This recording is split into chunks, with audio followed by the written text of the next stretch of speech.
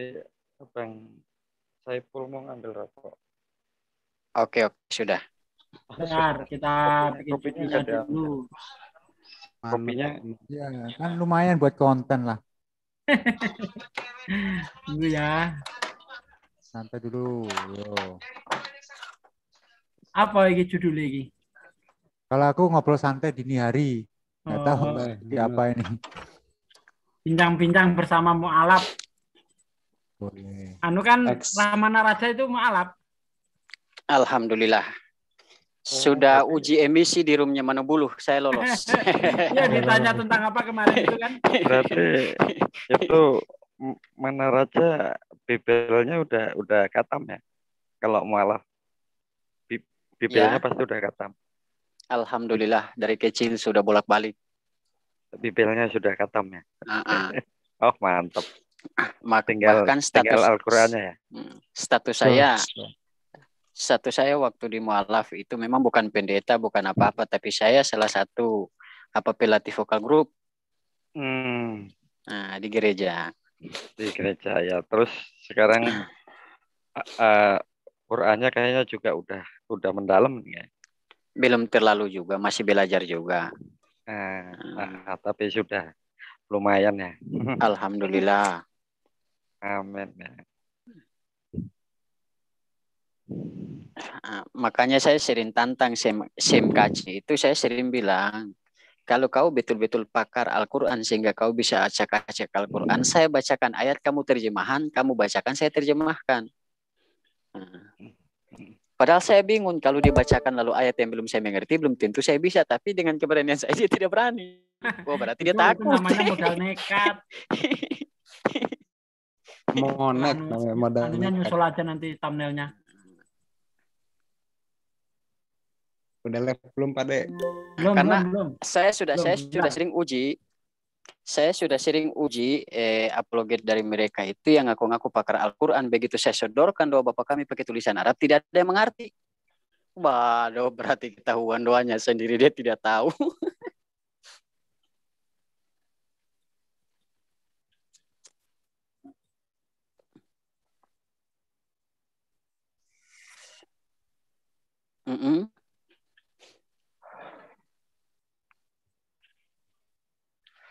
Iya.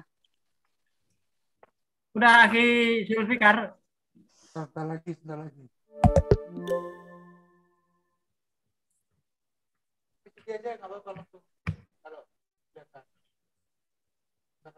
Kecil sekali suaranya. Iya memang agak jauh. Pripon, siap. Aman. Oke. Assalamualaikum warahmatullahi wabarakatuh. Alhamdulillah wa syukurillah. La haula wa la quwata illa billah. Berjumpa lagi dengan saya Sugi Kristologi dan kawan-kawan. Di sini juga ada channel Ayasi Media, mohon didukung channelnya ini. Terus ada Zulfikar Official. Ya, ini menemani saya di malam hari. Alhamdulillah ini ada bincang-bincang malam bersama dengan saudara kita ya, yang tidak asing lagi, yaitu seorang mu'alaf dari Ternate ya, Aki Rahmana Raja. Iya. Ya, dari Ternate. Ini bincang-bincang malam saja, topiknya mengalir lah ya, mengalir apa adanya. Bagi yang berkenan ikut menyimak, monggo ya, silahkan. Nah, saudaraku, karena tidak ada pembahasan yang khusus gitu ya, kita mengalir saja. Yuk kita mulai bincang-bincang. Dan kepada saudara-saudaraku yang menonton di channel Zulfikar Official ataupun di Ayasi, ikut live enggak nih? Ya kita sebutkan aja di Ayas Sofia Media, bisa salam akal sehat dari Ustaz Sugi dan juga channel-channel pendukung yang lain yang belum sempat kita sebutkan. Hari ini kita ngobrol, memang temanya mengalir aja, Mas Sugi. Oke, mengalir saja ya. Monggo Bang Rahmana Raja, saya silakan untuk membuka percakapan. Iya, jadi Assalamualaikum warahmatullahi wabarakatuh. Waalaikumsalam Saya warahmatullahi wabarakatuh. sebagai seorang mualaf yang belum terlalu lama juga yang hijrah ke Islam, tetapi alhamdulillah karena keyakinan saya untuk mencari Tuhan yang sebenarnya, maka saya harus ikut apa yang dikatakan Yesus bahwa harus mengenal Engkau satu-satunya Allah yang benar dan mengenal Kristus yang telah diutus. Nah, itu kata-kata pembuka saya. Nah, di sini saya mau berpesan kepada saudara-saudara yang muslim maupun non-muslim yang dikhususkan kepada orang-orang Kristen, saudara-saudara yang Kristen. Nah, bahwa saya merasa ganjal dengan ketuhanan yang diyakini saudara-saudara saya ini. Kenapa? Mereka selalu berdalil dengan apa yang dijelaskan dalam Alkitab. Tetapi sesungguhnya dalil yang mereka angkat untuk mempertuhankan Yesus itu tidak ada sama sekali terdapat di dalam Al-Quran. Alkitab. Maupun Al-Quran. Jadi bagi pandangan saya ya, ini bukan berarti saya sudah hijrah ke Islam lalu saya harus menghujat keyakinan lama saya. Tetapi sebagaimana kesadaran manusia, kalau memang toh saudara-saudara saya yang Nasrani ini, yang Kristen ini jujur, mereka akan mengatakan sesungguhnya bahwa sebetulnya ketuhanan Yesus sangat-sangat nihil di dalam Alkitab itu sendiri. Sebagaimana berapa pengakuan dalam 4 kitab Injil, Lukas, Yohanes, Matius, dan Markus itu kan, di situ sudah membuktikan. Nah, mereka tidak bisa ambil perbandingan sekian banyak ayat yang membela fitnah mereka sendiri. Sebagaimana dijelaskan di dalam ayat-ayat Al-Quran itu ada Alkitab itu ada ribuan ayat yang menjelaskan bahwa Yesus adalah seorang utusan. Dan mungkin mereka selalu merujukkan dengan Injil Yohanes yang berkata aku dan Bapa adalah satu. Hanya satu poin itu saja yang bisa mereka kuatkan menjadi pondasi mereka bahwa Yesus itu Tuhan. Tetapi kalau kita mau jujur ya, saya mau jujur. Nah, sebagai orang Kristen tidak layak dikatakan orang jujur. Kenapa? Nah, mereka selalu membantah kitab mereka sendiri dan mereka selalu membantah utusan-utusan yang memang berkata dengan jujur bahwa dia adalah utusan. Nah, contoh macam saudara-saudara muslim bisa cari dan sendirinya di dalam Alkitab Yesus tidak pernah mengatakan dia adalah Tuhan, tetapi dia selalu mengatakan dia adalah manusia biasa. Dia selalu mengatakan dia adalah utusan Tuhan. Nah, sekarang saya mau bertanya kepada saudara-saudara yang sudah lama di Islam, yang semenjak lahir dari Islam, menurut pandangan saudara-saudara saudara seberang yang di sana ini yang berkeyakinan Kristen ini, tanggapan saudara-saudara yang memang sudah fasih dalam Islam ini seperti apa dengan keyakinan mereka? Mungkin pemilik channel Salam Akal Sehat bisa menjelaskan. Oke. Jadi kalau menurut pandangan di dalam Islam, ini pandangan Islam ya.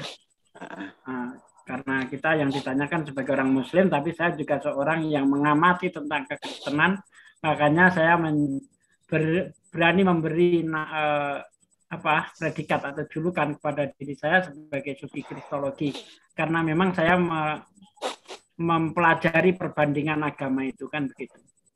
Lalu saya jawab dulu mengenai pandangan Islam, bagaimana mengenai ketuhanan mereka, konsep ketuhanan mereka atau iman mereka. Ayat Al-Quran sangat jelas mengatakan laqad kafara alladziina qalu innallaha huwal masiihu ibnu maryama wa qala ya bani Israil ubudullaha rabbi wa rabbukum innahu may yusyrik billah faqad haramallahu alaihil jannah wa ma'wahun nar wa ma lidzalimina min ansor. Sungguh telah kafirlah orang yang berkata bahwa sesungguhnya Isa Al-Masih adalah Allah itu sendiri. Padahal Isa berkata, ya Bani Israel, hai orang-orang Israel, sembahlah Allah Tuhanku dan Tuhanmu. Jangan sekutukan Allah. Jangan banding-bandingkan Allah. Ya, jangan menganggap ada Allah itu lebih dari satu, misalnya seperti itu kan. Jangan banding-bandingkan Allah, jangan sekutukan Allah dengan yang lain. Ya, Allah akan mengharamkan surga bagimu dan neraka tempat kembalimu. Tidak ada seorang penolong pun bagi orang-orang yang zalim. Jadi jelas sekali kalau pandangan Islam, orang yang menuhankan Isa itu adalah kafir. Dan orang kafir tempatnya di neraka, tidak ada seorang penolong pun bagi orang-orang yang zalim. Demikian juga kalau kita lihat apa yang tertulis di dalam Bible, ya, ini bukan pandangan Kristen, tapi apa yang tertulis di dalam Bible sama seperti yang Akhirah Mana Raja atau Saiful, ya, itu tidak ada satu ayat pun yang menjelaskan, yang menguatkan bahwa Yesus itu adalah Tuhan. Tidak ada. Boleh dicari dimanapun, tidak ada. Bahkan Yesus sendiri sangat jelas menegaskan seorang utusan tidak sama dengan yang mengutus, seorang hamba tidak lebih tinggi daripada Tuhan. Yohanes 13 ayat 16. Tapi bagi orang Kristen, Tuhan mengutus dirinya. Berarti utusan dan yang mengutus sama. Sementara menurut Yesus sendiri, antara yang mengutus dan yang diutus jelas beda. Silakan Ahi Rahma Raja. Nah ini saya kutip dari ayat-ayat yang memang kalau kita mau simpulkan ayat-ayat ini seakan-akan Yesus sendiri melanggar ayat-ayat yang di dalam Alkitab itu sendiri. Sebagaimana dijelaskan bahwa apabila seorang laki-laki yang berambut panjang, maka itu sebagai suatu kehinaan bagi dirinya sendiri. Itu menurut Paulus ya? Iya. Tetapi kaum Kristen ini meyakini bahwa seorang Yesus itu gondrong. Bahkan mereka menjadikan film Tuhan Yesus itu dengan laki-laki yang sosoknya gondrong. Nah, ini sangat-sangat bertentangan dengan salah satu mujizat Yesus yang dia menciptakan anggur. Nah, itu salah satu mujizat yang dia menciptakan dari air biasa menjadi anggur, ya. Nah, sedangkan di ayat lain mengatakan celakalah orang yang jago minum dan celakalah orang yang mengonsumsi, yang meminum anggur atau kamar. Nah, kalau kita mau padukan antara kedua ayat ini sangat-sangat bertentangan. Nah, kalau memang Yesus ini Tuhan, kenapa dia melanggar perintahnya sendiri? Kalau anggur di situ itu anggur jus anggur atau alkohol itu atau miras itu? Ya, di situ di keterangan kan dia menjadikan anggur lah, sedangkan salah satu minuman yang memang dilarang itu adalah anggur. Ini saya bacakan ayatnya, ya. Nah, ini ayatnya, sabar-sabar ya, saya bacakan dulu. Ini ada berapa ayat yang dijelaskan larangan untuk menikmati anggur dan mabukan atau minuman keras muncul berkali-kali dalam Alkitab, baik yang ditujukan kepada para imam, para nasir, bilhak, para raja-raja maupun orang biasa. Nah, ini para imam saja tidak diperbolehkan. Nah, kenapa mereka mengakui bahwa salah satu mujizat yang diciptakan itu adalah hal yang paling dilarang oleh Alkitab itu sendiri? Iya. Nah, sedangkan ada 5 hukum di dalam Alkitab itu melarang mengonsumsi anggur. Terus kenapa mereka meyakini bahwa di sini kan di Roma 14, 1 Roma 14 ayat 21.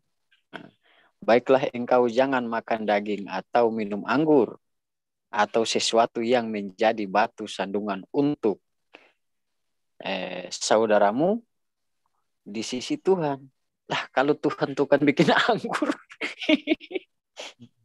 Ini kan sangat-sangat tidak logis kalau kita mau masuk dalam kebenaran.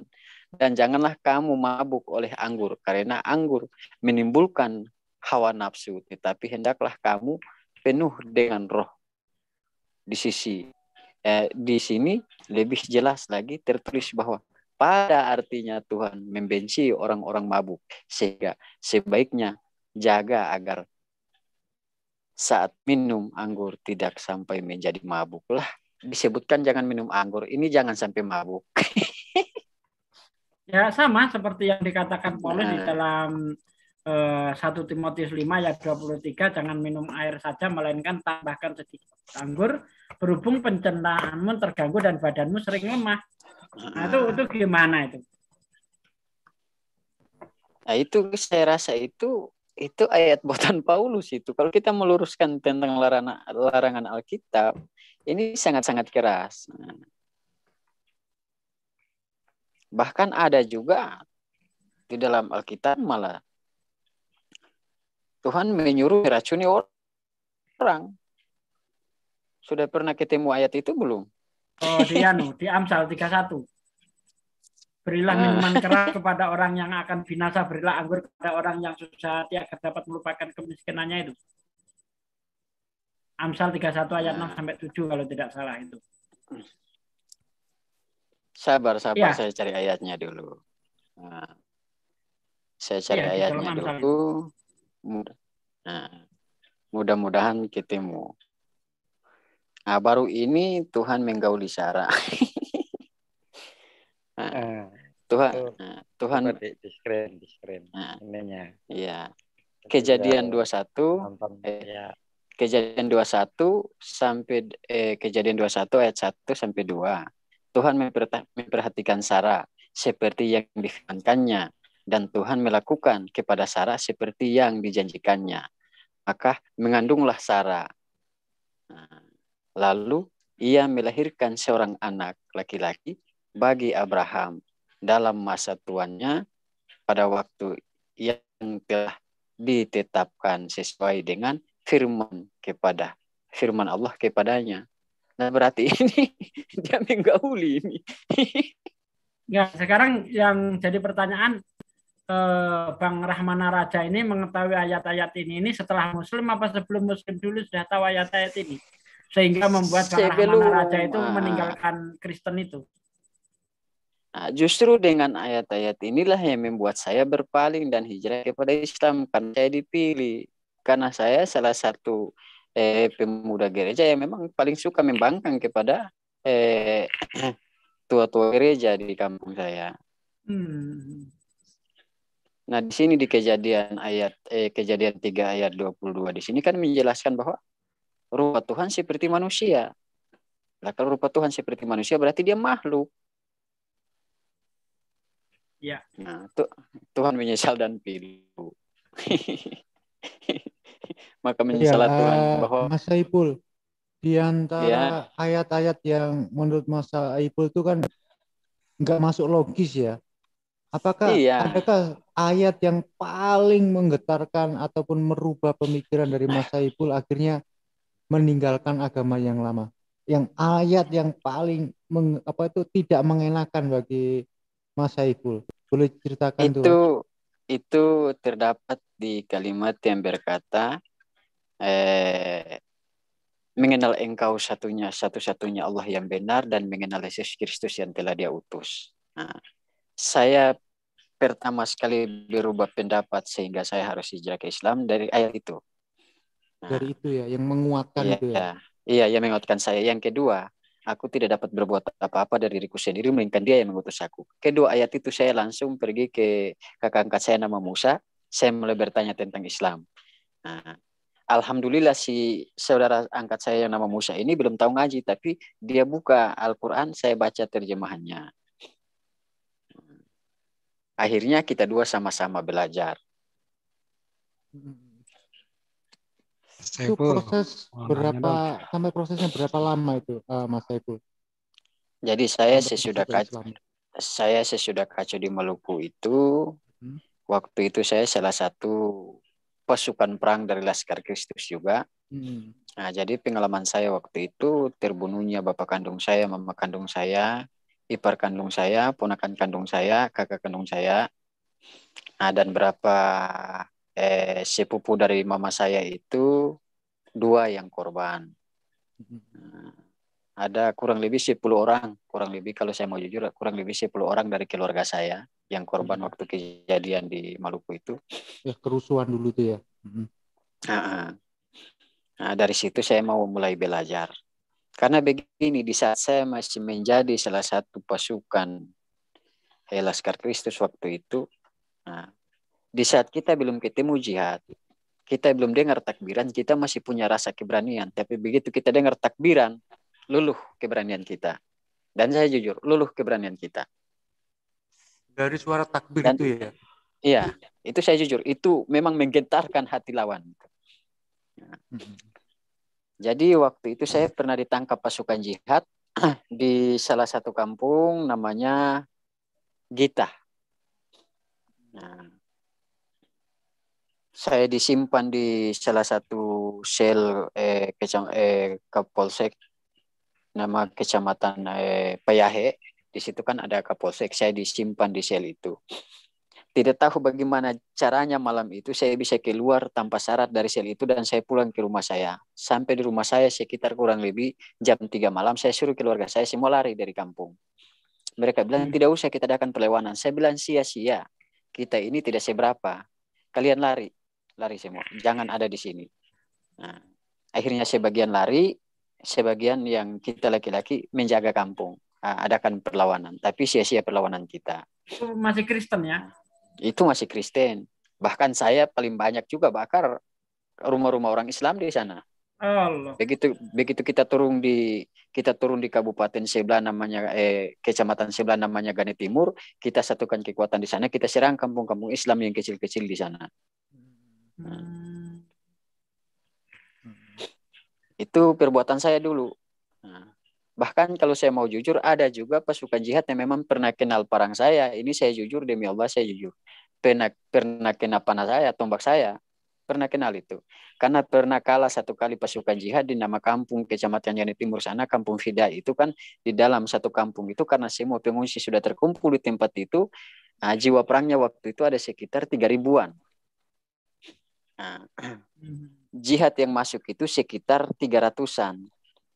Cuma karena pas ujung kampung tersebut, di batas kampung tersebut, itu terhalang dengan satu kali besar, satu muara ya. Nah, waktu itu saya masih di pihak Kristen. Waktu itu kita membuat strategi itu, kita pancing sampai sebagian jihad menyeberang sampai ke tepi sungai seberang. Nah, baru kita adakan penyerangan. Akhirnya di situ kurang lebih ada 100 lebih yang korban jihadnya di situ. Bahkan ada dua perawat juga yang korban. Nah, baik, itu memang sejarah kelam, luka lama. Ya. Tapi itu ya kita pendam jauh-jauh, kita pendam dalam-dalam. Kita kembali ke materi awal tadi, yang sampai kalau kita ceritakan itu terlalu serem nanti pagi-pagi ceritakan itu. Agak ngeri-ngeri sedap juga itu. Dalam arti gitu. Saya cerita kisah lampau saya ya. Makanya saya begitu emosi kemarin waktu si Majus itu cerita tentang kisah dia di sana. Dia tidak ada korban dalam keluarga saya banyak, tetapi kenapa saya tidak salahkan Islam? Bukan berarti saya sudah hijrah ke Islam, bukan, tetapi kejadian yang di sana saya lebih tahu. Karena orang sana ya, jadi kita kembali ke topik lagi. Ini Mas Saiful, setelah mendapatkan sebuah inspirasi lah katakanlah, membaca ayat-ayat di Bible menimbulkan keraguan, habis itu mempelajari dengan saudaranya kan, itu prosesnya berapa lama sampai mengucapkan kalimat syahadat itu? Tidak lama. Tidak ada kurun waktu 3 minggu, tidak ada. Cepat maksudnya. Jadi saya hanya disuruh baca terjemahan. Ya. Karena kakak angkat saya itu dia bawa saya ke rumahnya Pak Ustadz, si Pak Ustadz ini sudah mengerti, jadi dia buka tentang bagaimana Isa itu bukan Tuhan di dalam Al-Quran, dan dia jelaskan. Saya juga padukan dengan ayat-ayat yang saya pahami secara kitabiah. Nah, di situ saya pergi ke salah satu kecamatan namanya Kecamatan Gane Barat. Nah, ada masih kenal kakak saya, dia statusnya mantri di sana, Darman namanya. Saya langsung minta, kok kan kalau kita di sana yang tertua dari kita sebagai kakak kita panggil kok. Saya bilang, kok ini saya punya satu permintaan, kau bisa kabulkan tidak? Apa jawab kakak saya? Dia bilang, semenjak kau kecil, sejak kapan kau minta tolong di saya tidak bantu. Saya bilang, iya kok, tapi ini permintaan ini mungkin kau akan kaget saya sampaikan. Dia bilang apa? Saya bilang sunat saya. Yang betul. Iya sunat saya.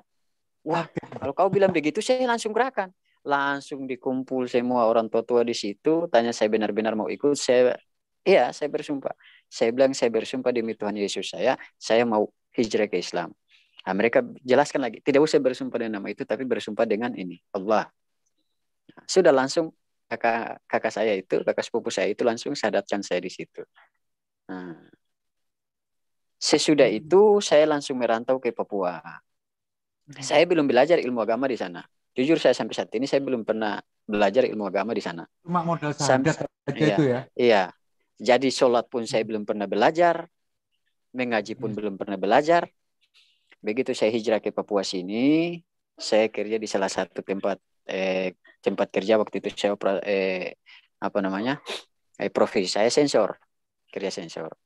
Saya di hutan sekitar 6 bulan, bingung saya. Senso Teman-teman, maksudnya? iya. Potong kayu. Iya, potong kayu. Ya, senso Bikin namanya. papan sama bal. Nah, Sensor, kalau sensor bingung ya. saya. Apa yang disensor ini? Kalau di sini kan sebutannya sehari-hari itu sensor. Nah, Oh, ya, ya ini netizen ini bingung, nanti kita jelaskan. Bukan sensor tuh, itu sensor itu artinya nyenso. Iya nyenso. Lanjut. Nah, saya bingung. Jadi saya hanya bergandengan salah satu teman orang Bima. Saya sering bertanya, saya bilang, kawan, kau kan Muslim. Sekali-sekali ajarkan saya sholat. Apa jawab dia? Dia bilang, kau belum tahu sholat. Sejak kapan kau jadi Islam? Saya bilang, baru. Nah, dia bilang, sekarang kau buktikan. Dia bilang saya, namanya Patur itu teman. Dia bilang, sekarang kau buktikan bahwa Islam, apabila kau betul-betul mau memeluk agama Islam, mau menyembah kepada Allah, tanpa saya ajari kau akan tahu. Kau pulang sudah kemo. Sedangkan kita dua kan masing-masing tempat, jaraknya sekitar 3 kiloan antara tempat kerja dia dan kerja saya. Kita bermalam di hutan sendiri-sendiri. Kalau boleh tahu itu dirinya di mana itu, Mas? Ya. Diriannya di mana? Karena aku dulu waktu itu juga nyenso di Irian. Saya di Bintuni. Oh, di Bintuni. Kalau aku di Waropen.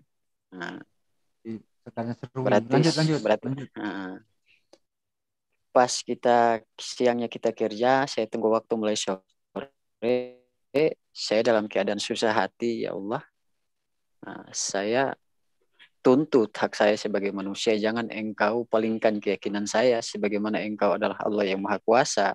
Saya baru saat ini saya baru mengetahui betapa besar kasih sayangmu sehingga engkau sudah memberikan saya petunjuk, maka saya tidak mau petunjukmu terhenti di saat ini. Berikan saya petunjuk bagaimana saya bisa tahu melaksanakan sholat, bisa tahu melaksanakan ambil air wudhu.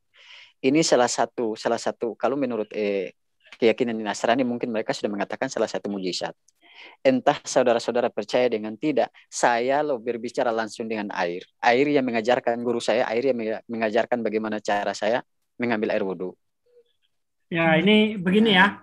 Ini bukti bahwa apa yang diceritakan Akhir Rahmana Raja itu tidak bohong. Ini pernah diceritakan saya, persis ceritanya. Kalau memang dia bohong, berarti antara cerita yang lalu dengan yang sekarang itu pasti ada perselisihan. Jadi, begitu. Lanjut. Dan perlu saya tambah juga, Aki Sugi dan teman-teman di live comment, kita ini mendadak. Tidak ada rencana sama sekali. Enggak ada. Tidak ada mendadak dan spontanitas. Jadi air mengaku saya nama ini, ya nanti di lain waktu saya sampaikan semua ya. Ini kita jangan sampai nanti kedengaran mereka, nanti mereka simpulkan bahwa itu hal yang aneh-aneh, ya kan? Nah, tetapi air menyebut bahwa kalimatnya seperti begini, cara saya memesikan diri saya kalimatnya seperti begini, saya koreksi, oh ternyata ada di tuntunan sholat, oh ternyata air nggak bohong. Nah, tetapi tadi malam terjadi di sini, disaksikan semua keluarga di sini. Kita kan mau bikin acara perkawinan sekarang, ada tendanya sudah dipasang sana, tiba-tiba muncul angin kencang, ada angin puting beliung, semua lari, kursi apa semua terbongkar. Alhamdulillah dengan sepenggal ayat saya sambut angin menghindar pergi ke tempat lain. Salut saudara-saudara yang notabene-nya yang beragama Kristen di sini. Itu disaksikan mereka tadi. Ayat apa itu, Pak Sam? Ya. Ayatnya ayat apa? Ayatnya Al-Ikhlas. Hanya al-ikhlas. Kan mau ngedengerin nih Murtad Alam. Nah, ya, jadi ya. jadi begitu kakak yang pendeta ini mulai, karena pasir sudah berhamburan kan, sudah kena mata. Saya lihat wah situasi ini, coba-coba saya memohon, mungkin Allah masih bisa mengampuni kesalahan saya dan memohon untuk menyingkirkan sedikit angin ini. Saya maju ke pantai tadi. Nah, langsung saya menatap ke langit. Saya hanya memohon, ya Allah, apabila Engkau betul-betul Allah yang Maha Adil, Maha Bijaksana, saya mohon, ya Allah, saya minta saat ini kami lagi dalam keadaan hajat ini, singkirkan sedikitlah kekuatan angin ini ke negeri seberang. Itu yang saya bacakan Bismillahirrahmanirrahim. Qul huwallahu ahad, Allahu samad. Lam yalid wa lam yulad wa lam yakul lahu kufuwan ahad. Asyhadu an la ilaha illallah, asyhadu anna Muhammadar Rasulullah. Seketika angin yang seperti badai seketika tenang, diganti dengan hujan. Alhamdulillah. Allahu Akbar. Subhanallah. Jadi banyak-banyak mujizat. Di sini juga ada kakak yang dalam rumah sini, mamanya itu sudah lumpuh kemarin-kemarin. Nanti kakak yang kasih, nanti besok kakak ini yang kasih keterangan. Kesaksian, ya, kesaksian. Sudah lumpuh, kena stroke. Tapi alhamdulillah kembali normal. Hanya karena izin Allah. Lalu saya sering memberikan pandangan kepada saudara-saudara di sini. Saya bilang begini, kenapa kita orang Islam tidak mengadakan hal-hal seperti begitu? Takutnya nanti menimbulkan kesyirikan. Nah, apabila saya dengan lantang menyembuhkan orang kiri kanan, maka keyakinan orang di sekitar sini kepada Tuhan akan berkurang. Begitu mereka sakit, mereka akan ingat saya, oh kita pergi di sana, di Rahmana, dia bisa sembuhkan orang, dia bisa sembuhkan sakit kita, ayo kita ke sana. Tanpa kita sadari, tanpa kita sadari, saya sampaikan ke saudara-saudara saya, tanpa kalian sadari, kalian telah mempertuhankan saya. Maka syirik hukumnya, maka berdosa pula saya. Nah, makanya saya bilang kita orang Muslim, sekalipun bisa membangkitkan orang mati, tapi kita tidak akan mau itu. Sebab saya bilang ayat di Al-Quran sudah jelas bagaimana Allah memasukkan roh ke jasad Adam itu apa bunyinya. Bagaimana Allah mencabut juga kembali roh manusia dari jasadnya itu apa bunyinya. Semua itu lengkap di Al-Quran. Tetapi kita dalam arti tidak segampang itu untuk melaksanakan itu. Karena kita tahu itu bukan hak kita. Nah, satu poin yang kita orang Islam takut, apabila kita melakukan mujizat dan kejadian yang begitu nyata di hadapan orang banyak, maka kita takut nanti kita dipertuhankan. Nah, sekalipun orang tidak mengatakan kita Tuhan, tetapi hati dan keyakinan orang kepada kita itu sudah full. Nah, hati, keyakinan dan orang itu kepada Allah sudah berkurang, maka kita sudah dosa hukumnya. Nah, akhirnya ditanggapi baik oleh saudara-saudara saya di sini, karena setiap saya berdialog pasti saya dikelilingi dengan saudara-saudara yang notabene-nya Kristen di sini. Iya, saya sudah kenal salah satunya Pak Pendeta Markus ya. Iya, bahkan tadi ada salah satu channel yang undang saya tadi waktu saya di tempat acara itu, mereka bahas mengenai badut gereja ini. Mereka kebetulan di situ ada peserta juga dari pihak Nasrani. Saya bilang saya mau sampaikan kepada kamu saudaraku, kalian kan menjagokan MKC, menjagokan siapa sih ulama muda. Saya bilang mereka itu pengecut. Dia tanya kenapa? Saya bilang kau lihat saya, sementara saya berdialog dengan kalian ini, saya lagi dikelilingi dengan saudara-saudara saya yang notabene-nya saya akidah dengan kalian. Tapi saya tidak pernah takut untuk mensuarakan kebenaran. Tapi coba MKC berani berbicara seperti saya di hadapan orang Muslim. Berani nggak dia? Iya. Itu betul ya yang diceritakan Akhi Rahmana Raja ini, karena saya sering teleponan sama beliau ini sampai malam, sampai larut gitu ya. Memang dikelilingi oleh orang-orang Kristen itu, salah satunya Pak Pendeta Markus itu gitu loh. Ini bukan cuma ngibul, ini memang betul begitu. Lanjut Akhi. Jadi saya bilang saya tidak pernah ragu dengan mengatakan segala kebenaran, dan saya tidak pecundang. Saya mau diundang di tengah-tengah apa setan pun, saya tidak tanggung-tanggung untuk menyampaikan. Nah, maka saya katakan kepada mereka, kalau mau cari agama yang mampu mengislamkan setan, cari Islam. agama lain, dia takut dengan setan. Kalau agama Islam, kalau setan datang, dia Islamkan setan. Mereka tanya di mana? Baca surat Al-Jin. Sebagaimana sebagian jin sebangsa setan pun masuk mengakui bahwa Islam adalah agama yang benar. Nah, Jadi ini menarik ini. Menarik ini. PKJ kan sering mengatakan bahwa Islam jin pun beragama Islam. Dia lupa dia tunggu dulu. Dia lupa dengan ucapan Yesus. Ketika Yesus dicobai oleh iblis di bukit tertinggi itu kan, di dalam Matius 4 ayat 10 itu kan, apa kata Yesus? Nyalah iblis, sebab ada tertulis, engkau harus menyembah Tuhan Allahmu dan kepadanya lah engkau berbakti. Nah, Yesus saja menyuruh iblis itu untuk patuh kepada Tuhan. Apa salahnya kalau Islam itu menyuruh jin itu juga patuh kepada Tuhan dengan cara beragama Islam begitu. Jadi salah satu agama di muka bumi ini yang mampu menginsafkan setan itu hanya agama Islam, tidak ada agama lain. Mereka takut dan keris setan. Nah, dan ini nanti saya jadikan topik sebentar. Di sini kan sudah pagi ini. Nah, nanti saya jadikan topik besok malam nanti, sebentar malam nanti untuk di roomnya Manubulu. Oh iya. Karena si MKC ini kan selalu mengorek-ngorek surat Al-Jin. Maka saya akan simpulkan dengan ayat tadi.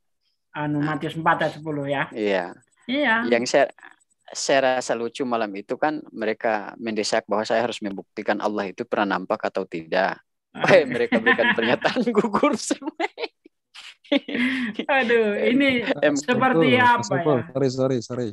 Ya.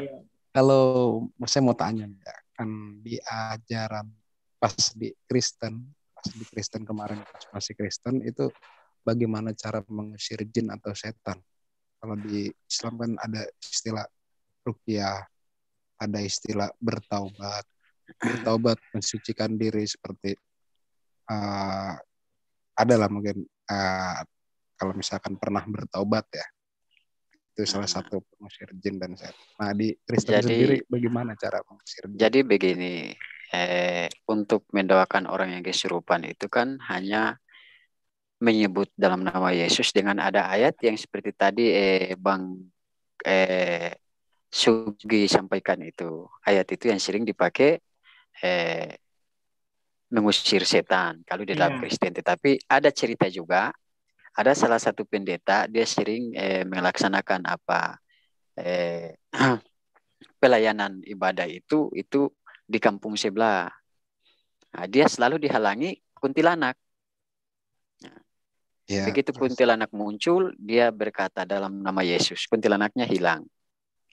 Nah, tetapi kuntilanak sudah tahu, ternyata ini peluru dia.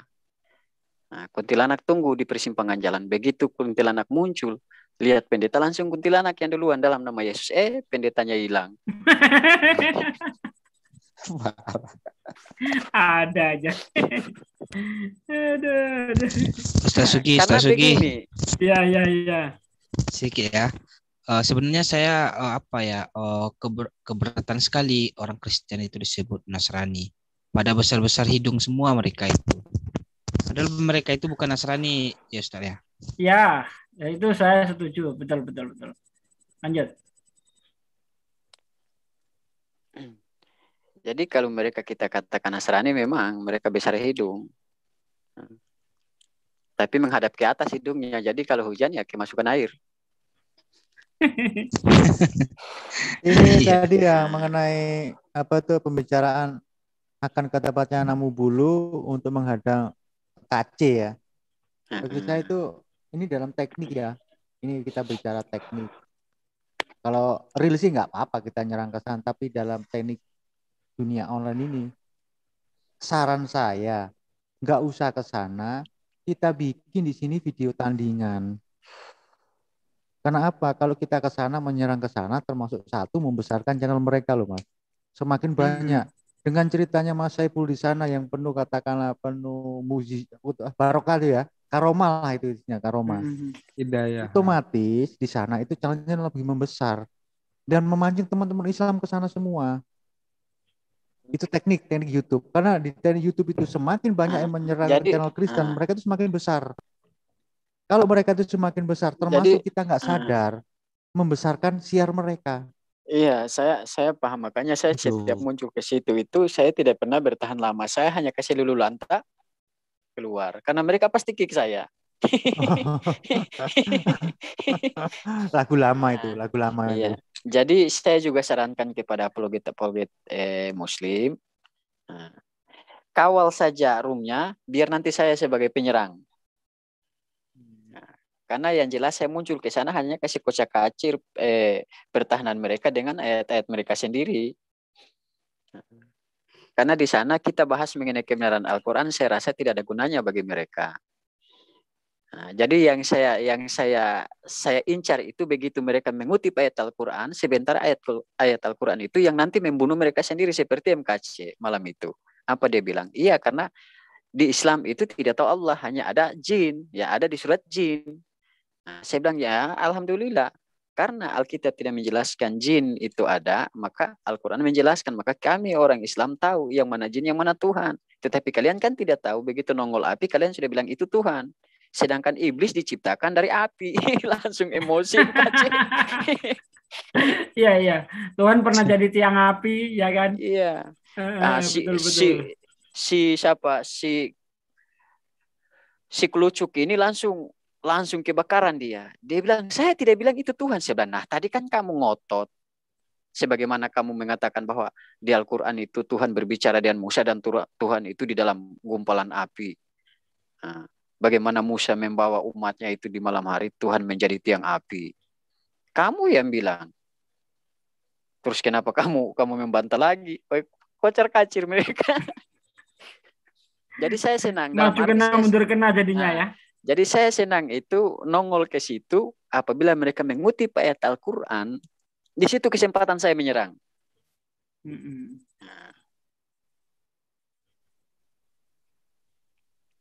Seperti mereka membuktikan. Mereka bilang, coba kamu buktikan bahwa Allah yang disembah Musa dan Allah yang disembah Nabi Muhammad itu sama. Saya bilang, oh saya rasa sama. Karena Al-Quran tidak membedakan antara Tuhannya Musa dengan Tuhannya Nabi Muhammad. Mereka bilang, kasih buktinya. Saya bilang, di dalam Al-Quran hanya menjelaskan satu Tuhan yang berbunyi, Qul huwallahu ahad, Allahu samad, lam yalid walam yulad. Sudah itu saja yang dijelaskan di dalam Al-Quran. Jadi kalau kamu mengatakan beda, ya itu kamu, bukan Al-Quran. Emosi lagi. Jadi saya senang berkunjung ke sana itu, membongkar pertahanan mereka, kutipan-kutipan mereka dalam Al-Quran itu, saya hajar ke sana. Jadi tadi si Herdi juga kena batu tadi. Nah, saya kasih tantangan ke mereka. Saya bilang silakan buktikan di dalam Al-Quran kalau pernah menyebut Tuhan itu sebagai makhluk. Si Herdi langsung mengambil surat An-Nas yang berbunyi mengatakan bahwa hai Muhammad, berlindung kepada rajanya manusia. Nah, si Herdi menyimpulkan bahwa rajanya manusia itu manusia. Saya bilang rajanya manusia itu bukan berarti dia itu manusia. Saya bilang iya, tetapi itu tetap merujuk kepada manusia. Saya bilang justru inilah kalian. Apa yang tidak dikatakan Al-Quran dan Alkitab, kalian katakan demikian. Maka hancurlah kalian seperti begini. Kalian inilah yang dinamakan menambah dan mengurangi kalimat-kalimat Al-Quran. Nah tadi di dalam ayat yang saya kutip terlebih dahulu di dalam Alkitab kalian, mengatakan Tuhan beranak, kalian bilang, itu tidak seperti begitu. Nah, kalian menambahkan Al-Quran saya dengan mengatakan bahwa Tuhan itu manusia. Dia tidak katakan begitu, kamu rubah perkataannya. Nah, sedangkan sudah jelas di ayat kalian mengatakan Tuhan itu beranak. Kalian bilang itu bukan. Yang mengatakan demikian kalian membantah. Lah ini tidak mengatakan demikian, kalian pertahankan. Otak kalian ini terbolak-balik. Saya di-kick lagi. Jadi yang rasa lucu ini dalam kalau kita mau kutip ya, ini perbedaan keyakinan. Iya. Gugurnya keyakinan seorang Nasrani atau Kristen. Nah, kalau kita Islam, Allah kita sembah. Nah, Pak Kaci itu muter-muter aja deh. Kalau keyakinan Kristen kan Allahnya dibunuh. Nah, kalau kita Islam Allahnya disembah, kalau mereka Tuhannya dibunuh. Mas Saiful, sebagai mantan dari agama lama, Itu apa sih yang mendasari keimanan mereka itu kuat begitu apa? Asumsi. Asumsi dan dogma. Iya. Kayak gitu. Karena kalau saya mau jujur, ya, bisa kita tapis. Nah, contoh macam di sini pedesaan desa-desa sini kan, yang paling paham betul-betul dengan Alkitab itu 1 atau 2 orang. Nah, karena beda kebiasaan. Contoh macam kita di Muslim, nah, kita selalu mengaji, kita selalu mengamalkan ayat-ayat Al-Quran. Tapi mohon maaf, ini saya didengar dengan semua saudara-saudara yang notabene-nya Nasrani saat ini lagi mendengar saya berbicara. Ketika mereka membuka Alkitab, nanti kalau sudah ke gereja pulang disimpan. Nah, jadi begitu kita bertanya tentang ayat-ayat, terkadang mereka bingung, kaget kok bisa ada ayat itu. Nah, sedangkan tema apabila mereka masuk dalam gereja, mereka harus ikut tema apa yang disampaikan pendeta buka ayat ini sesuai dengan nats pembimbing kita hari ini terdapat di ayat ini, itu saja yang dibaca. Nah, pulang ya sudah, simpan. Jadi terlalu apa namanya, kalau kita mau lihat di dalam kutipan ayat Al-Quran, ayat Alkitab sendiri, jangan engkau menyangka jalan itu lurus, tetapi sebetulnya itu menuju maut. Nah, kalau kita mau ambil dengan doktrin-doktrin mereka, mereka selalu berdalil bahwa di Kristen itu paling gampang, yang penting mengakui Yesus Tuhan, kita sudah bisa masuk surga. Nah, padahal kalau kita kutip dan ayat tadi, jangan menyangka jalan itu lurus, tetapi itu sesungguhnya menuju kebinasaan. Nah, terlalu lurus, saya anggap. Seperti Ahok bilang, terlalu gampang masuk surga. Kalau Islam boleh, dia realita. Karena dia harus berjuang dulu. Lurus dan pendek. Nah, cuma saya ketika masuk berdialog dengan mereka itu tidak tahu bagaimana, mungkin karena hidayah. Saya paling cepat ingat ayat-ayat yang lucu-lucu yang nanti saya tampilkan ke situ. Nah, begitu mereka mulai keluarkan argumennya, saya tetap lampirkan ayat-ayat mereka sendiri untuk membatasi argumennya. Seperti tadi, Manubulu kan terpojok dengan sendirinya. Dari awal dia mengatakan bahwa Alkitab itu murni firman Tuhan. Saya pertanyakan, lu justru cerita di dalam perjalanan antara Lut dengan kedua anaknya. Ini mereka kasih mabuk bapaknya, lalu mereka tiduri bapaknya. Itu kira-kira firman Tuhan atau bukan? Langsung kebakaran semua di situ. Iya, iya. Dia bilang, itu kan diceritakan Tuhan. Saya bilang, Tuhan cerita ke siapa? Nah, dan sejak kapan kedua putri Lut ini menceritakan kepada Allah tentang kejadian itu? Nah, dia bilang Tuhan kan maha tahu. Saya bilang sabar dulu. Tuhan Yesus mengatakan dia tidak tahu datangnya kapan kiamat. Masa dia bisa tahu kedua rahasia putri Lut? Jadi kalau kita dalam arti yang penting IQ kita itu lincah berhadapan dengan mereka. Dengan logika saja, akal saja mereka sudah bisa tumbang tanpa kita harus berdalil. Betul, betul. Tapi bebal ya mereka itu.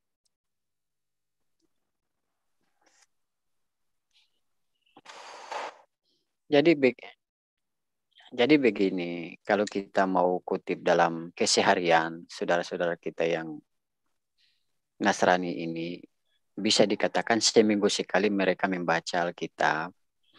Nah, ketika Bapak Pendeta ini naik ke mimbar dan nanti di situ dia turunkan nats pembimbing kita hari ini terdapat di ayat ini, khotbah kita hari ini terdapat di ayat ini, maka semua jemaat itu harus membaca ayat tersebut. Sesudah itu ya pulang, nanti minggu ke depan lagi, atau ibadah-ibadah organisasi, ibadah-ibadah kompleks lah, gitu. Bahkan saya di sini, kalau orang tidak simak saya baik-baik, mereka akan berpikir saya Nasrani, masih Kristen saya. Orang akan berpikir saya seperti begitu. Jadi saya sangat-sangat menjiwai dengan saudara-saudara saya di sini. Bahkan ada saudara-saudara saya beberapa orang di sini, termasuk kakak pendeta ini, kakaknya juga, dan kedua adik laki-lakinya, saya sering mengajarkan untuk mereka menyebut kalimat-kalimat Al-Quran, berdoa. Alhamdulillah, sudah ada perkembangan.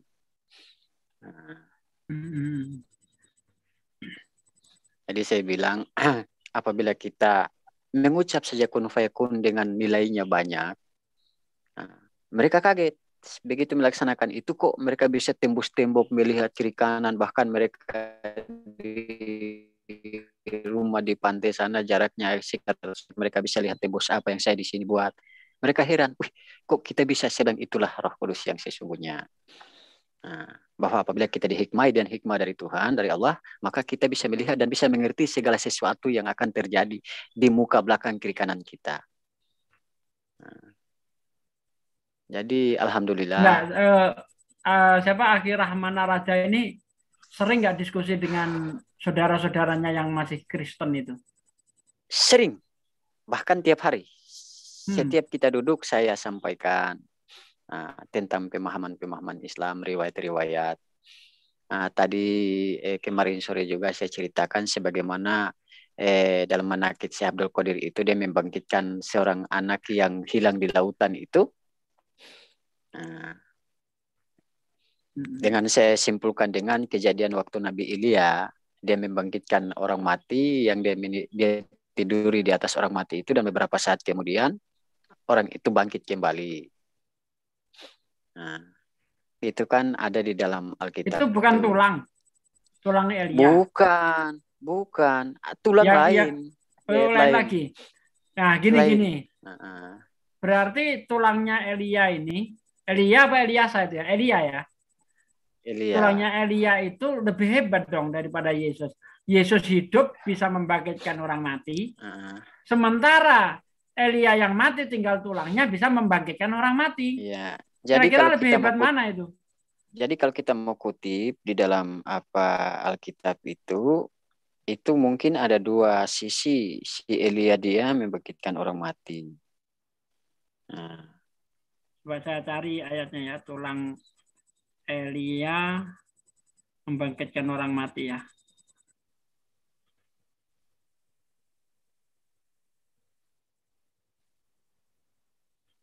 Lanjut sambil mencari. Kalau keterangan di Alkitab itu Nabi Elia meniduri orang di atas. Dia tidur di atas orang mati itu dan mulutnya seperti dia kasih napas ke orang yang mati itu. Oh ini, ketemu nih. Di dalam 2 Raja-Raja 13 ayat 20 sampai 21. Pada suatu kali orang sedang menguburkan mayat. Ketika mereka melihat gerombolan datang, ditampakkan mereka lah mayat itu ke dalam kubur Elisa. Lalu pergi dan demi mayat itu kena kepada tulang-tulang Elisa. Maka hiduplah ia kembali dan bangun berdiri. Nah, itu di Al-Quran atau Alkitab? Di Alkitab 2 Raja-Raja 13 ayat 21 22. Nah itu. Ini di Raja-Raja. Ya. Ini di Raja-Raja juga. Di mana tuh? 2 Raja-Raja 4. 2 Raja-Raja 4. Ya. Bentar. Ayat 32 sampai 35. Oh, coba aku cari ya. 2 Raja-Raja 4. Ayat berapa? 32 sampai 35. 32 35 ya. Tetapi berkatalah ibu anak itu, demi Tuhan yang hidup dan demi hidupmu sendiri, sesungguhnya aku tidak akan meninggalkan engkau. Lalu bangunlah Elisa dan berjalan mengikuti perempuan itu. Adapun Gehazi telah berjalan mendahului mereka dan telah menaruh tongkat di atas anak itu, tetapi tidak ada suara dan tidak ada tanda hidup. Lalu kembalilah ia menemui Elisa serta memberitahukan kepadanya. Katanya anak itu tidak bangun. Dan ketika Elisa masuk ke rumah, ternyata anak itu sudah mati dan terbaring di atas tempat tidurnya. Sesudah ia masuk, ditutupnya lah pintu sehingga ia sendiri dengan anak itu di dalam kamar. Kemudian berdoalah ia kepada Tuhan. Lalu ia membaringkan dirinya di atas anak itu dengan mulutnya di atas mulut anak itu dan matanya di atas mata anak itu serta telapak tangannya di atas telapak tangan anak itu. Dan karena ia meniarap di atas anak itu, maka menjadi menjadi panaslah badan anak itu. Sesudah itu ia berdiri kembali dan berjalan dalam rumah itu sekali ke sana dan ke sini. Kemudian meniarap pulalah ia di atas anak itu, maka bersinlah anak itu sampai 7 kali lalu membuka matanya. Oh iya ya, ternyata ditiduri Elisa, bangun dia ya. Nah, jadi ada 2 kali Elisa membangkitkan orang mati kan? Betul, betul. Yesus 1 kali, Elisa 2 kali. Elisa masih hidup membangkitkan orang mati, Elisa sudah mati pun masih bisa membangkitkan orang mati. Betul. Lebih sakti siapa? 2 kali malah dia.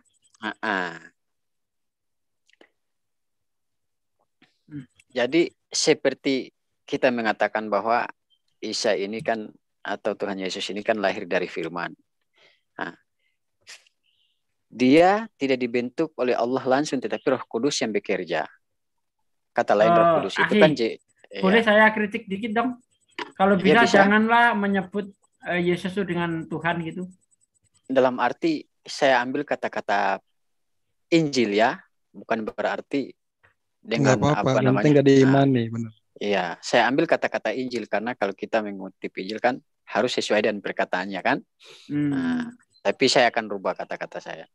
Jadi membentuk Yesus oleh Roh Kudus yang membentuk Yesus.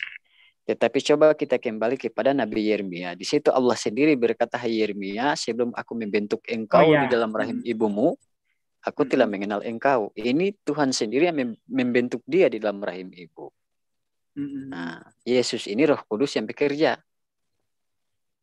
Nah, siapa lebih fasih? Yang jelas Sang Yeremia ini. Nah, kembali kepada Salomo. Salomo berkata, "Aku sudah ada sebelum dunia ini berbentuk garis, sebelum ada mata-mata air." Ya. Nah, keberadaan Yesus berkata, "Aku ada sebelum Abraham ada." Adam sudah ada loh. Betul. Nah, coba kalau dia katakan aku ada sebelum Adam ada, berarti dia lebih tua dari Adam.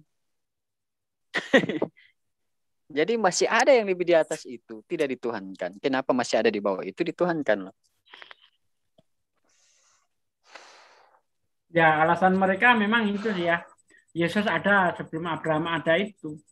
Tapi kalau saya menggunakan ayat yang Anda sebut itu, aku ada sebelum air Samudra Raya ada, itu kan Amsal 8 tuh. Itu saya sering gunakan untuk Yesus juga. Karena kenapa saya gunakan itu untuk Yesus? Karena kita lihat judulnya, itu kan wejangan hikmat tuh. Ya, Amsal 8 itu judulnya itu wejangan hikmat. Artinya yang berkata-kata di situ itu kan hikmat. Dan hikmat itu adalah Yesus itu sendiri. Kalau kita lihat di dalam 1 Korintus 1 ayat 24, Kristus adalah hikmat dan kekuatan Allah. Nah, itu tertulis di situ seperti itu gitu. Tapi kalau itu digunakan untuk Salomo ya bisa juga, karena itu kan Amsal ini kan Amsal Salomo gitu ya. Iya, itu kan Salomo yang berkata. Cuma mereka hubungkan antara beberapa ayat itu untuk meluruskan ketuhanan Yesus ini. Jadi kita harus paham.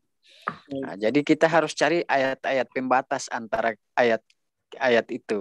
Ada ayat pembatasnya. Begitu kita baca lagi ke bawah itu kan perikopnya itu kan di situ ada bantahan tentang sambungan dari ayat yang mereka rujukan ini. Nah, jadi ketika saya sering berdialog dengan mereka, begitu mereka mau pertemukan antara ayat lain dan ayat lain, saya halangi dengan ayat yang memang jadi penghalang untuk bertemunya kedua ayat ini. Maka mereka paling sangat-sangat terganjal kalau dengan saya, apalagi mengutip ayat-ayat Alkitab. Mereka paling sulit untuk bisa leluasa. Jadi mereka berusaha menyerang saya dari sisi Al-Quran. Nah, tetapi saya ngotot dulu, jawab dulu pertanyaan saya, baru saya jawab pertanyaan kalian. Caranya berdialog, kalian harus mampu menuntaskan apa yang saya tanya. Kalau tidak, saya pun tidak akan menjawab kalian. Nah, cuma kalau mereka mendesak saya suruh, buktikan saja. Kalian bisa buktikan tidak? Nah, mungkin tidak terekam kemarin waktu saya masuk di roomnya Manubulu juga, itu sore dia live itu kalau tidak salah. Nah, mereka ambil perbandingan kemampuan Al-Quran dan kemampuan Tuhan Yesus. Menurut mereka Tuhan mereka itu Yesus kan. Nah, di situ saya bilang begini, kalau toh agama Islam ini sesat dan menurut kalian ini tidak benar, saya mau tanya kalian, awal Kristen kan dari Israel, kalian selalu mengandalkan ke sana, tetapi agama terbesar nomor 2 di Israel Islam. Nah, Israel ini kan tempat, bisa dikatakan tempat kelahiran Yesus. Nah, orang yang lahir, orang yang sama-sama di lingkungan Yesus pun mereka tidak mengatakan dia sebagai Tuhan. Terus kalian di Indonesia ini ngotot dia sebagai Tuhan. Kalian dapat dari mana? Kalian lebih tahu atau orang Israel lebih tahu? Kita ukur secara logika kalian. Itu namanya asumsiasi. Tapi tadi kalau Manubulu tidak cepat kick saya itu hancur betul dia itu. Saya betul-betul sudah siapkan topik-topik brutal untuk mau kasih kau mereka semua. Jagoan satu muncul kau, saya di kick. Ya itu. Jadi mereka begitu kalau sudah kalah argumentasi, kalah alkitabiah, kalah keilmuan, main kick. Saya di sini bisa dilihat di record ini lah, video kan itu live semua itu, 90% live itu. Nggak ini pernah saya kick gitu, kecuali orang yang menghujat. Ini ada salah satu peluru lagi. Nah, coba cari di pernyataan Alkitab. Sebagaimana ada salah satu orang yang membantu Yesus memikul kayu salib. Coba cari di Alkitab. Siapa oknumnya yang membantu Yesus memikul salib? Karena waktu itu dia sudah kelelahan. Dan orang itu membantu dia memikul salib. Kalau tidak salah Simon namanya. Iya betul, Simon dari Kineria Isma. Iya. Lupa saya itu. Ya Simon. Itu salah satu peluru handal juga untuk membatasi kemampuan mereka. Bagaimana itu? Kenapa? Bagaimana? Nah, berarti Simon juga ikut menanggung dosa mereka karena dia pun memikul salib. Oh iya ya, benar ya. Iya. Nah, dia yang membawa salib sampai ke tempat di mana Yesus disalib. Kenapa tidak Tuhankan dia juga? Itu nyerahkannya kapan salib, itu? Ya. Kan digantiin sama Simon tuh. Nyerahkannya kepada Yesus lagi itu kapan itu? Sudah, dia bawa sampai di tempat penyalipan. Nah, dia melanjutkan itu. Sebetulnya ini ayat-ayat emas untuk kita bisa batasi argumen mereka. Nah, pertama, dia ketakutan sudah diberikan kekuatan oleh malaikat. Yang kedua, tidak mampu membawa salib sampai ke Bukit Golgota. Dia dibantu oleh Simon. Maka penghapusan dosa seharusnya Simon juga terlibat ini. Dia menjadi pemeran yang paling utama membantu menghapus dosa manusia. Peran pertamanya lagi ada itu Mas Saiful. Hansip Romawi. Tanpa adanya Hansip Romawi tidak ada kejadian penyaliban itu. Dengan ditunggangi oleh iblis yang membisikkan ke dada Yudas. Nah, berarti semua itu berjasa dong. Iblis berjasa, Yudas berjasa, Hansip Romawi berjasa. Karena tanpa ada peran serta mereka mustahil ada yang ada penyalipan itu kan. Mereka berkata ini hukum kasih. Kasih mereka di mana?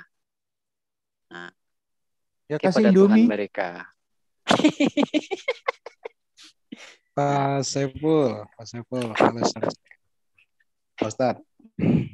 Di isi Alkitab ya yang pernah bukan saya baca, yang saya dengar dari debat online.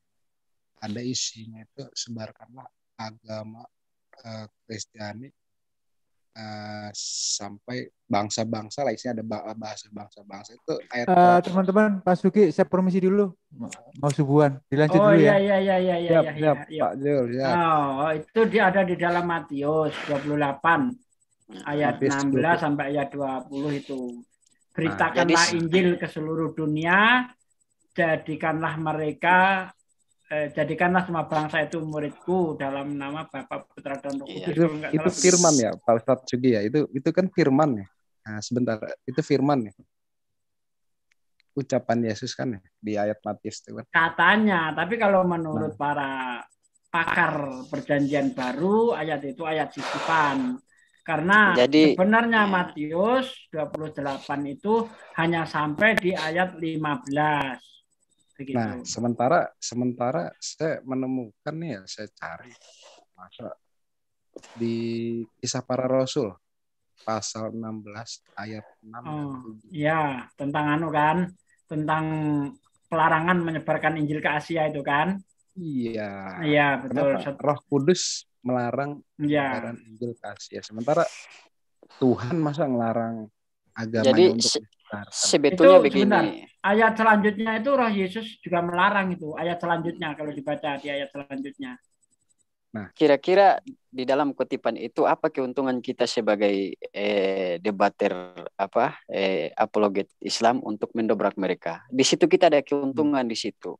Nah, bahwa ayat yang mengatakan bahwa menyebarkan Injil ke seluruh bangsa atau agama ke seluruh bangsa itu sebetulnya kita unggul di situ. Sebagaimana kita punya kemampuan sampai merebut setan pun kita Islamkan, dan ayat itu kita yang memenuhi ayat itu. Mereka tidak mampu memenuhi ayat itu. Betul tidak? Iya. Betul. Keuntungan kita ada di situ. Nah, jadi kita pertanyakan, mampu itu kan mereka itu ini berdasarkan Markus 16 ayat 17 itu. Beritakanlah Injil kepada seluruh makhluk itu. Seluruh makhluk. Iya. Ya, kalau seluruh makhluk ya harusnya kepada setan juga kan? Iya. Nah, jadi mereka kita sudah belum. Kita sudah punya keuntungan dari ayat itu.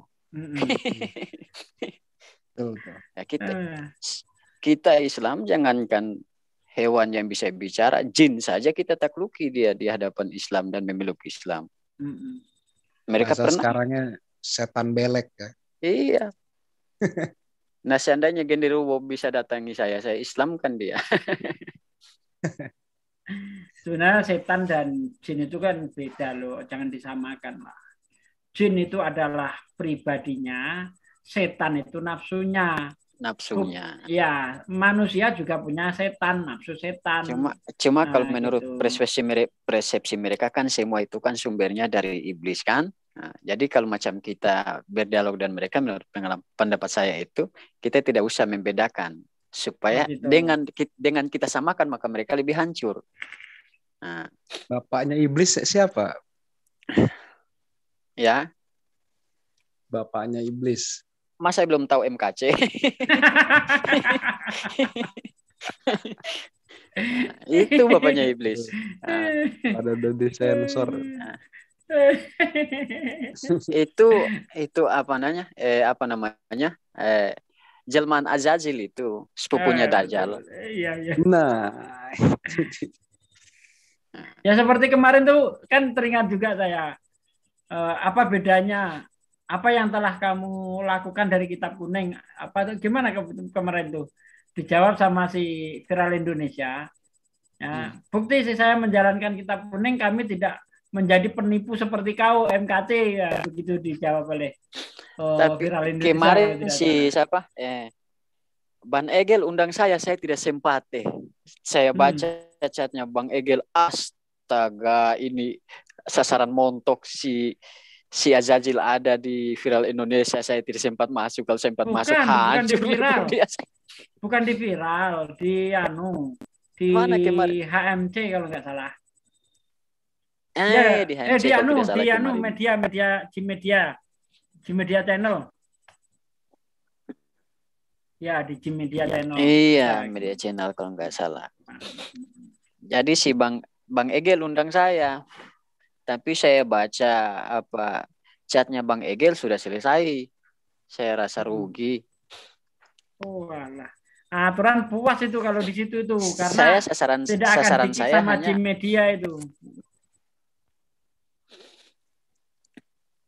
Saya itu sasarannya hanya menghadang pergerakan si MKC, si siapa itu ulama muda. Nah, ulama muda saya permalukan dia di grup WhatsApp itu. Nah, begitu dia asik-asik lagi kritik Al-Quran, saya sodorkan dia dua bapak kami, dia tidak tahu baca. Saya tertawakan di hancur-hancuran hari itu. Kan dites Saya itu bilang, kemarin tuh kan. Apa buktinya kamu Kristen disuruh iman rasuli dan doa Bapa kami ya kalau nggak salah. Sama nama-nama murid Yesus. 12. Iya, 12. Iya. Dan nengok juga itu sih.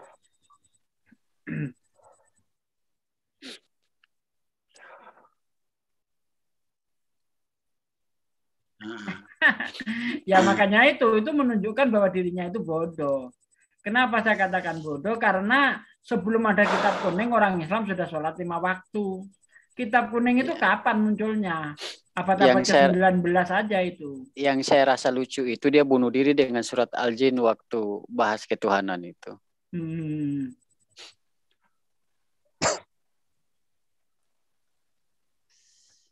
Jadi saya sangat-sangat tahu trik mereka. Jadi si pemandu bulu sekarang ini dia kalau mau terima apa penelpon dari kita itu dia sudah siapkan memang pagar dia. Jadi sulit untuk tembus sampai ke dia. Jadi begitu kita ajukan pertanyaan seumpama seperti MKC si pemandu bulu ini cari jawabannya cepat-cepat. Nah, tetapi kemarin malam sampai dia pun tidak mampu atasi. Jadi trik jurus terakhirnya kick. Nah, nanti sebentar dipanggil masuk lagi, topik yang baru, kita disiram pertanyaan. Saya ngotot, tidak, saya tidak mau menjawab. Jawab dulu pertanyaan saya. Nah, itu sudah dijawab bagaimana saya di kick tadi kok. Ini ada yang ingin apa ini ya? Ingin ikut bergabung, bagaimana caranya ini? Saya bingung juga untuk men-share link ini ya. Coba aku cari dulu. Lanjut. Jadi apa namanya? Kita harus menguatkan barisan kita. Jadi kalau saudara-saudara percayakan saya, tidak usah merapat ke roomnya Manubolu, awasi saja. Biar nanti saya yang jadi penyerang ke sananya. Nah itu udah saya kirim linknya itu ya. Kalau yang ingin bergabung. Nanti masuk di room utama, terus masuk lagi ke room Salam Akal Sehat. Ini yang bertanya siapa? Anwar Udin. Nah, silahkan. Nanti minta dipandu lah ke room apa? Ustadz apa? Ke room Salam Akal Sehat begitu ya. Lanjut Bang Rahmana Raja. Karena saya belum merasa sama sekali terdesak dengan jawaban pertanyaan mereka, maka saya juga masih mau menjajal kemampuan saya berdialog dengan mereka itu sampai ke mana. Nah, bahkan saya akan kasih tantangan ke mereka, mampu tidak mereka murtadkan saya kembali. Ya, jadi mereka tidak tahu kalau Bang Rahwana Raja ini stok apa namanya pendatang baru tapi stok karatan begitu, maksudnya stok lama gitu. Sudah saking lamanya debat. Pendatang baru stok karatan juga tahu dia. Mereka sama tidak seperti tahu. Saya itu stok apa pendatang baru stok karatan. Nah, saya sudah ganti nama saya. Karena kalau saya sudah ganti nama saya, sebentar saya masuk bingung mereka mau sebut saya. Ini ganti nama ini. Oh, ini ada Tasik ngaji juga itu para pejuang Islam. Semoga Allah berikan sehat walafiat. Amin. Saya ganti nama saya ganti nama saya Yesus bukan Tuhan. Jadi nanti kalau dipersilakan masuk di roomnya, kaget mereka. Jangan kalau pakai nama itu nanti malah nggak dimasukkan. Kalau perlu pakai seolah-olah nama Kristen gitu nggak apa-apa lah.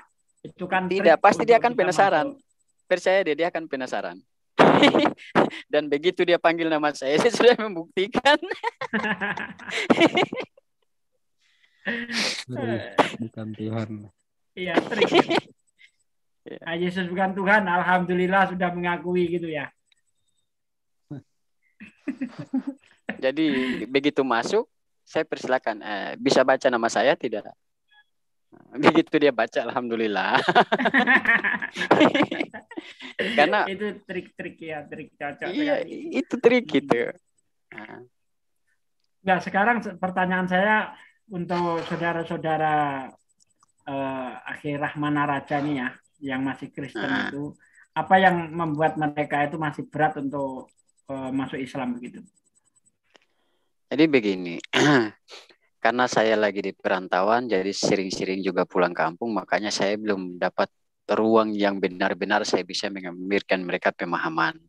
Nah, sebagaimana ajaran Islam itu seperti apa, saya belum ada ruang yang memang tepat untuk saya bisa menyampaikan kepada mereka di kampung. Nah, itu kendala saya karena saya selalu di perantauan. Enggak, yang saudara-saudara satu rumah ini, maksudnya kan ada Pak Pendeta Markus, terus siapa-siapa kalau itu. Gitu. Ini didengar semua, mereka masih dalam tahap untuk memilah kayak gitu. Nah, jadi saya masih pelan-pelan untuk memberikan pandangan, pencerahan, sebagaimana hal-hal berdoa, sebagaimana hal-hal meyakini kepada Tuhan itu seperti apa. Nah, itu jam segini belum pada tidur, masih pada ngumpul belum, sama ini? Oh, belum. Dari ya? tadi kan saya, tadi waktu pembahasan tadi kan, saya duduk-duduk sama Pak Pendeta Markus. Kapan-kapan diundang sini dong, diajak masuk Zoom. Nanti siapa Bang Rahmana Raja saya masukkan ke grup ya, grup pecinta Allah itu. Nah dari situ kan linknya tiap hari itu ganti tuh. Nah nanti bisa masuk suatu saat gitu.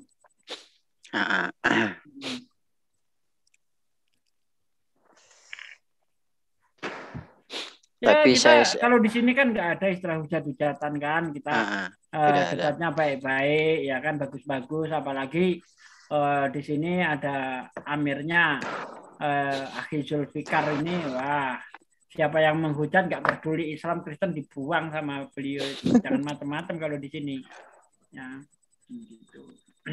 Sebetulnya kalau dialog santai banyak yang memang bertekuk lutut di hadapan kita. Kalau berdialog secara sopan dan menjelaskan secara jujur, jawaban yang kita tanya dia jawab secara jujur, tidak ada asumsi, itu banyak yang gulung tikar nanti. Ya, cuma kalau kita mau menyampaikan kepada mereka, mereka tidak menanggapi dengan baik, mereka menanggapi dengan alasan mereka dengan segala rupa macam asumsi dan analogi mereka, seakan-akan mereka menolak jawaban kita. Tetapi kalau jawaban mereka mau kita telang mentah-mentah.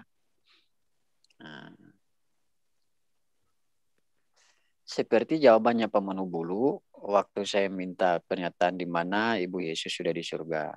Dia kasih jawaban dengan itu, dia mau harus saya telang mentah-mentah. Oh tidak. Saya ngotot, bukan itu jawabannya. Dia bilang kamu tidak paham Alkitab. Saya bilang alhamdulillah saking pahamnya saya mundur.